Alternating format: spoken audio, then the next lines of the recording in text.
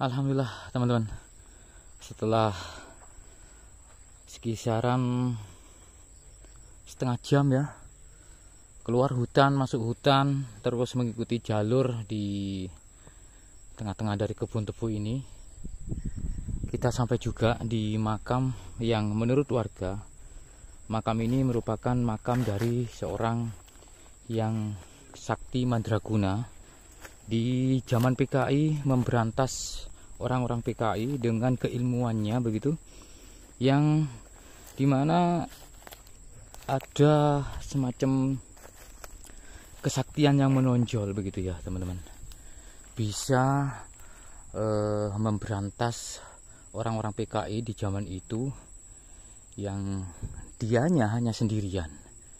Dan seperti yang saya ceritakan di awal, mungkin apa yang diceritakan oleh warga bahwasanya orang ini mempunyai ajian rengga gunung, pancasona begitu, atau rawa rontek mungkin, sehingga ketika di dalam pertarungannya dia sudah hampir meninggal begitu, bisa pulih dengan sendirinya saudaraku ya, pulih dengan sendirinya.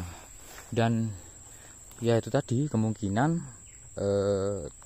orang tadi untuk kelemahannya itu sudah diketahui oleh musuhnya begitu ya, sehingga dia meninggal juga dan dimakamkan di tengah-tengah dari kebun tebu ini teman-teman. Bayangkan ya, kemungkinan di zaman itu ini kondisinya tidak seperti ini ya, kemungkinan banyak pohon-pohon besar seperti ini teman-teman, pohon-pohon besar ya. Dan disinilah makam jago ya, dinamakan makam jago karena beliau yang dimakamkan di sini adalah seorang pendekar begitu, pendekar sakti mandraguna. Jadi ada 7 pendekar yang dimakamkan di sini, dan ke-7 pendekar tersebut merupakan orang-orang yang melawan PKI ya saudaraku. Oke, nah seperti ini kondisinya, luar biasa. Dan ini mistisnya ya yang saya rasakan di sini, sangat kuat sekali ya, untuk energinya begitu sangat kuat.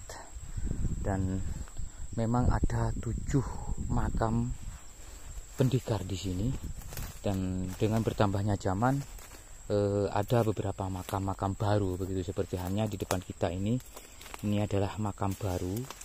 Mungkin ini makam anak-anak ya, karena melihat dari ukurannya yang hanya kisaran 1 meter begitu teman-teman. Dan di sini kita dapati makam yang berjungkup, tapi posisinya ini untuk nisannya ya, ini mengalami kerusakan yang sangat parah begitu. Nah di sini teman-teman, bahkan ada nisan yang hanya tinggal di bagian bawahnya saja. Apakah sengaja dirusak atau memang terbentur? Tapi posisinya ini ada atap ya, atau cungkup loh teman-teman. Nah ini ada cungkupnya, tapi nisannya sudah tidak ada. Bahkan di sini mengalami kerusakan yang sangat parah ya. Nah oke, dan kemungkinan ini baru. Terus kita dapati lagi di samping dari pohon besar. Nah ini pohonnya ya, kondisi di sekitar seperti ini saudaraku. Oke, disinilah kita dapati makam dengan nisan kuno teman-teman.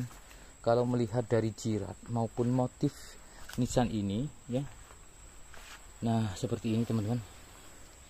Ini memang suatu ciri-ciri nisan kuno begitu di kisaran abad 18. Nah, oke, dan inilah yang mungkin sebelum adanya para pendekar dimakamkan di sini sudah ada makam kuno begitu teman-teman. Oke. Nah, seperti ini. Makam kuno juga di situ, di pojok situ itu juga ada makam dengan nisan kuno di kisaran abad 18 juga begitu. Nah, itu teman-teman. Itu juga makam kuno. Dan apakah makam-makam yang lebih lama dari makam pendekar tadi merupakan kakek buyutnya mereka begitu ya? Sehingga di sini kemungkinan juga merupakan makam dari keluarga para pendekar yang sakti mandraguna tadi, saudaraku. Terkenal dengan makam jago ya. Terkenal dengan makam jago. Nah, disinilah kita dapati dari 7 pendekar tadi untuk makamnya 1 ya. Terus itu 2, terus 3 ya, dan ini 4 teman-teman. Terus di pojok sana ada, nah ini saudaraku barusan 4 ya. Nah ini teman-teman 5 nisannya sudah pada ini patah. 7.